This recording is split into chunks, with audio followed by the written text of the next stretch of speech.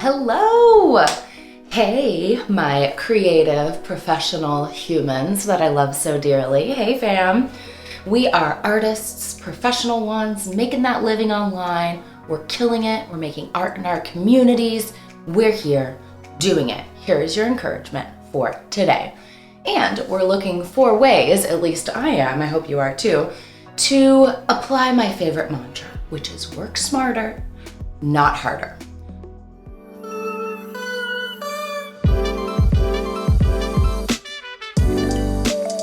Okay, so before we dive in too deep, I want to make sure that you are aware that we have a new freebie available. It is the essential things that your demo needs, and it is available now. So if you're needing to refresh your voiceover demo or make a new one or make your first one ever, I mean, do you have a narration demo? You need it all, right?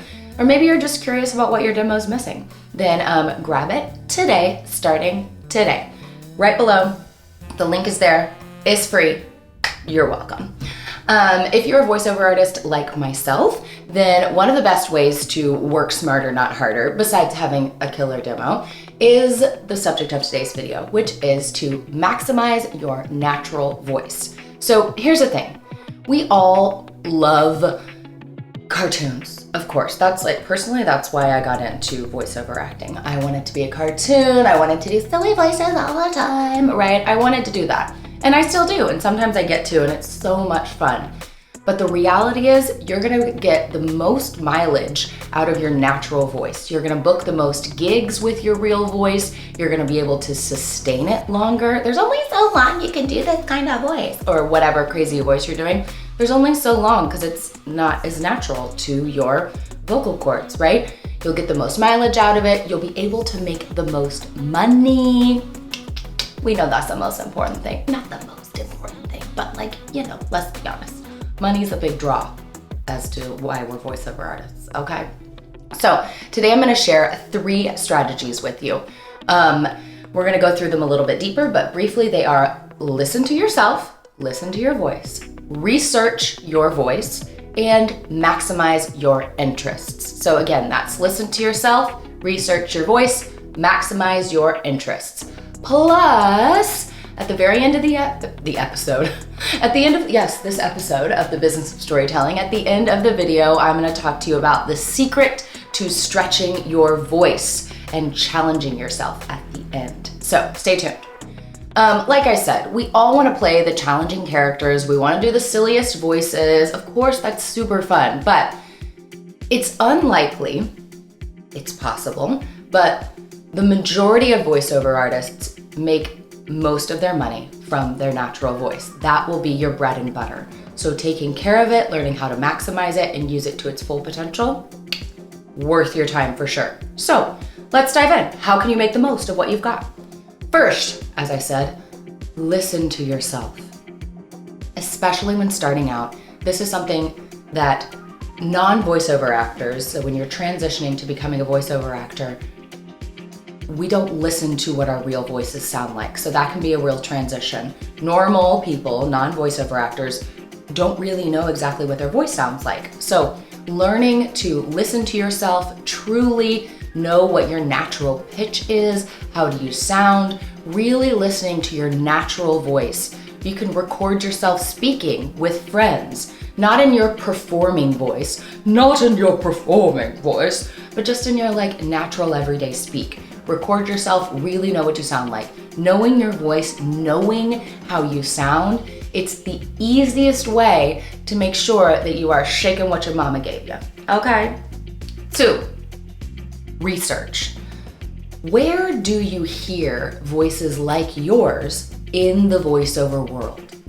Voiceover has a gazillion, that's probably a real number, a gazillion, an infinite number of niches across the internet, across the globe. What niches are hiring voices that sound like you? Is it children's literature? Is it corporate stuff? Is it educational materials? Is it technical? Is it medical? Where do you fit? Where does your natural voice naturally just slot in and fit into the voiceover world? Doing that research, will help you make sure that you're applying for the right jobs and you are really making the most of that voice that you have. 3, finally, it's really important and can give you an extra advantage to utilize the interests and expertises that you already have. So 3, utilize your interests. What are you interested in? Like, aside from voiceover, what are your hobbies? What are your interests? What do you know a lot about, or at least more than the average person? Where is your experience? What have you done in the past? What can you bring into this voiceover world that's part of another part of your life, right? You're a full, totally fleshed out, well-rounded person. How can you bring it all together in this voiceover world? For me, in particular, I have over a decade of experience in education. I've been a theater teacher for a long time. I've taught in several different countries, lots of ages, right? I have a lot of experience in education. I have a lot of experience in yoga as well. I'm a certified yoga therapist as well. You guys are here, you know, whatever. Those are my particular expertises outside of voiceover. So I can easily pronounce, for example, I can easily pronounce Sanskrit words and yoga terms because I'm trained in that. So that kind of thing is easier for me. There's no additional research for me in those kinds of things. I understand educational lingo, and it's easy for me to do those types of scripts, read and narrate those types of scripts without any additional work. So those types of interests will save you time if you are narrating in something or working in a niche in which you already have the expertise, right? So that way you'll be able to save time, make more money. Another example I have is a student of mine. He's an engineer by trade. So doing those e-learnings and trainings for him, it's perfect for his voice because he understands the text already. That doesn't take extra research for him. And he can more easily bring clarity to a script than a non-engineer could. That's gonna take a lot more work for a non-engineer than it would for him. So bringing in your expertises and your other interests is another great way to maximize your voice. So those are our 3 things. Listen to yourself, research your voice, and incorporate your interests. I promised you a secret. Here we are. The secret for stretching your voice. Stretch small to stretch big. So this is the same with yoga and physical activity in general. If you go too big too fast, you're gonna pull a muscle. You're gonna injure yourself, right? When you're looking for ways to stretch your range, audition and submit yourself for things that are just right outside your comfort zone, right? So let's say this is your comfort zone. Audition, if you're looking to stretch, audition and submit yourself for things here, not necessarily here, right? If you're broadening your expertise over time, you're more likely to be able to, 1, audition with confidence, and 2, start booking things that are more and more outside your range, so you're stretching yourself naturally.